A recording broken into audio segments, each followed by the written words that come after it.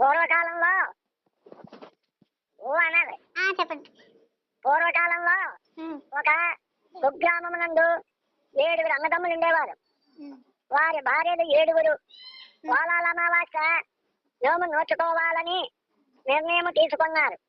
అమావాస్య రేపనగా ఆఖరి తోటి కోడలు కొడుకు పుట్టి చనిపోవడం జరిగింది. అందువల్ల తోటి కోడళ్లకు పోలాల అమావాస్య నోము నోచుకోవడం జరగలేదు. వారంతా చిన్న తోటి కోడల్ని పెట్టుకుంటున్నారు.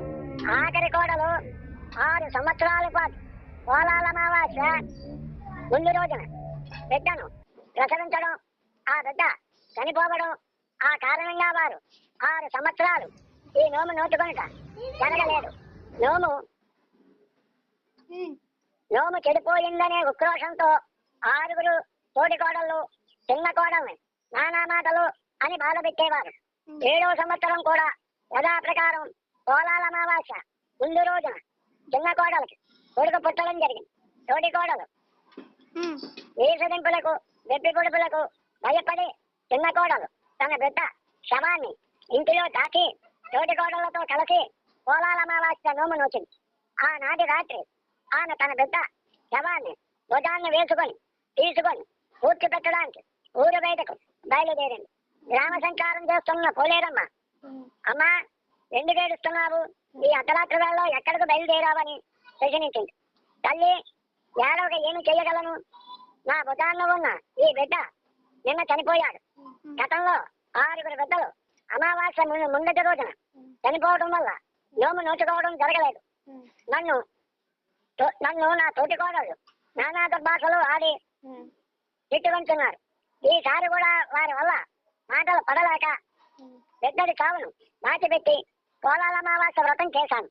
అందువల్లనే ఏడ్చుట జరుగుతోంది అని చెప్పింది. 7 బిడ్డలను ఏడాదికొకరి తప్పున పోలేరమ్మకి అప్పగించుకున్నాను. నా మొర తీరేదే లేదు. తట్టుకోలేక అబద్ధమాడాను. నోము పూర్తవడంతోనే బిడ్డడి శవాన్ని పూర్చేందుకు బయలుదేరి వచ్చాను.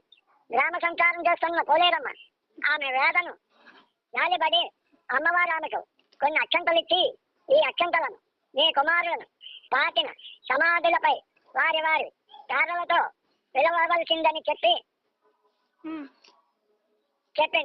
చెప్పి అంతర్ధానమైపోయింది. చిన్న కోడలు అక్షంతలతో వెళ్ళి సమాధులపై తాను తెచ్చిన బిడ్డడి శవం పైన చల్లి వాళ్ళ పేర్లను పెట్టి పిలిచింది. వారంతా సజీవులే లేచి వచ్చి తల్లి వెంట ఇంటికి చేరుకున్నారు.